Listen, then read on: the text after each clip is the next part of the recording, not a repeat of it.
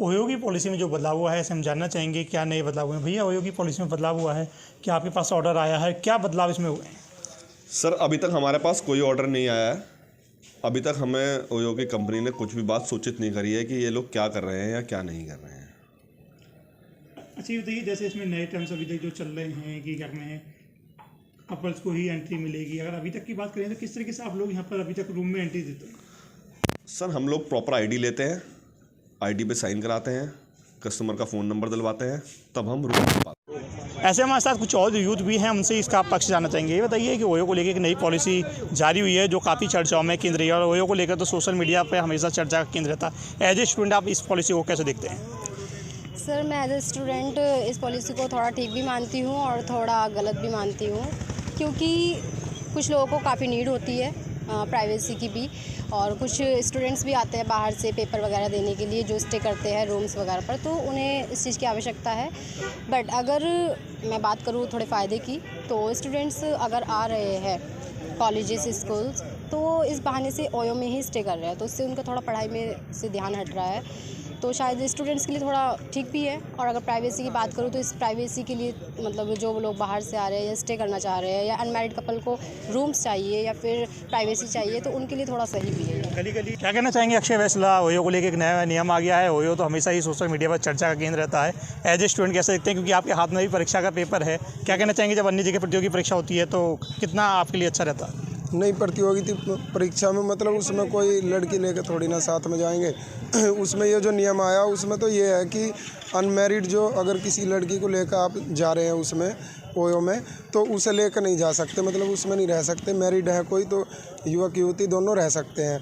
तो बाकी हमें तो कोई इसकी ज़रूरत है नहीं कि ओयो में अपना रूम बुक करना है, किसी के साथ में जाना है, तो मतलब सही है, कोई दिक्कत नहीं है। कि ऐसी रूलिंग है बहुत सारी जिसमें आप जो है रिलेशनशिप में रहते हैं और उसको लीगल रूप से किया गया है। 18 साल जिस बच्चे की उम्र है या जिस व्यक्ति की 18 साल उम्र हो गई है, वो किसी के भी साथ में, जिस लड़की की उम्र 18 साल से ऊपर हो या 21 साल लड़के की उम्र हो, वो जाके किसी होटल में रह सकता है।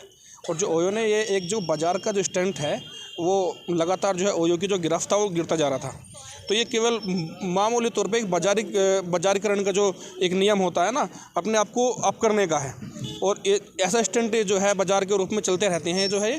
और जो इन्होंने कहा है कि भाई कि मैरिड रहेंगे जो है, और शायद मुझे ये मालूम हुआ था कि कुछ ज़िले के लिए खास रूप से किया है, मेरिट को ही केंद्रित किया गया है। हाँ, तो ये बिल्कुल गलत है। और अगर कोई भी नियम लागू होता है, वो नियम जो है राज्य के ऊपर लागू होता है, स्टेट के ऊपर लागू होता है, देश के ऊपर लागू होता है। जहाँ पे भी है सभी जगह नियम सेम होने चाहिए। बिल्कुल गलत नियम है ये जो है, और ये केवल एक बाज़ार को अपने आप में प्रदर्शित करने के लिए इन्होंने एक ऐसा कदम उठाया कि जिससे जो है जो मेरा डाउनफॉल चल रहा था उसको जो है अप किया है इन्होंने बस।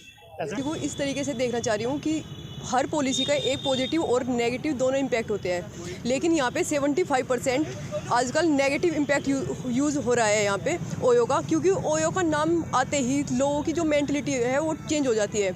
वो सोचते हैं कि वहाँ पे मतलब अलग तरीके का ही काम किया जाता है, लेकिन वो इस तरीके पर्पज़ से नहीं सोचते कि मतलब अगर ओयो ना होगे तो मतलब जो कोई लड़की अपने फ्रेंड, अपने पेरेंट्स, अपने फादर या फिर मतलब कोई बिजनेसमैन वो अपने पार्टनरशिप फर्म में ऐड है और पार्टनर के साथ कहीं जा रहा है, वहाँ पे लेट हो गया और रात को स्टे करने के लिए वो वहाँ पे रुका, तो वो कहाँ जाएगा? अगर कोई भी सोचते हैं कि अनमेरिड कपल भाई कुछ ऐसी पॉलिसी लेके आओ ना जिससे सब चेंज हो जाए, पेरेंट्स को भी सेटिस्फेक्शन मिल जाए, और जो वहाँ पे रुकने वाले हैं, स्टे करने वाली जो जनरेशन है उसको भी मतलब यूज़फुल हो उसके लिए भी।